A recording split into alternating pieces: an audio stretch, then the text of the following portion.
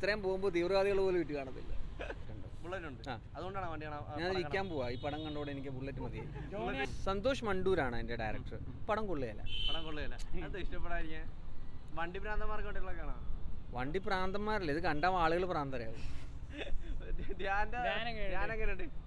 ധ്യാന ഞാൻ തീവ്രവാദി എന്ന് വിളിക്കുന്നു. ഇത്രയും പോകുമ്പോൾ തീവ്രവാദികൾ പോലും ഇട്ട് കാണത്തില്ല. അജാതി ബോംബായിരുന്നു. നന്നായിട്ടുണ്ട്. ഗെറ്റപ്പ് എനിക്കൊന്നും ഇതില്ല, മറ്റേ മേക്കപ്പ് ഇല്ലാന്ന് തോന്നുന്നു ചെയ്തിരിക്കുന്നത്. നല്ല മുഖത്തൊക്കെ നല്ല എക്സ്പ്രഷൻ ഉണ്ട്. എനിക്ക് ബുള്ളറ്റ് ഉണ്ട്. ഞാൻ വിൽക്കാൻ പോവാ. ഈ പടം കണ്ടോടെ എനിക്ക് ബുള്ളറ്റ് മതി. ജോണി ആന്റണി ചെന്നൊക്കെ ഭയങ്കര ഓടി.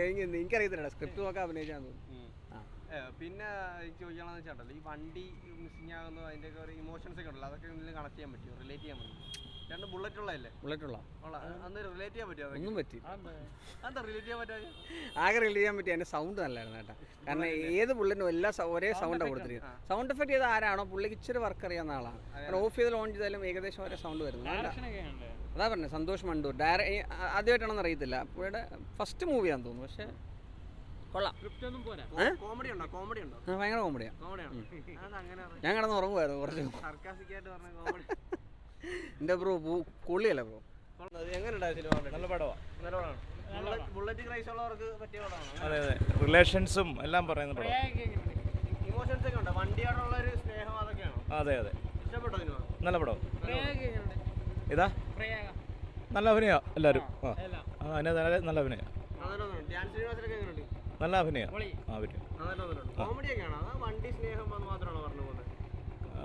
എല്ലാം ഉണ്ട്. കോമഡി ഉണ്ട്, വണ്ടി സ്നേഹം ഉണ്ട്, റിലേഷൻസും ഒക്കെ ഉള്ള നല്ല ഇമോഷൻസ് ഒക്കെ ഉള്ള പടം. വണ്ടിയോടുള്ള സ്നേഹം പോലെ തന്നെ റിലേറ്റ് ചെയ്യാൻ പറ്റും. അതെ അതെ, നല്ല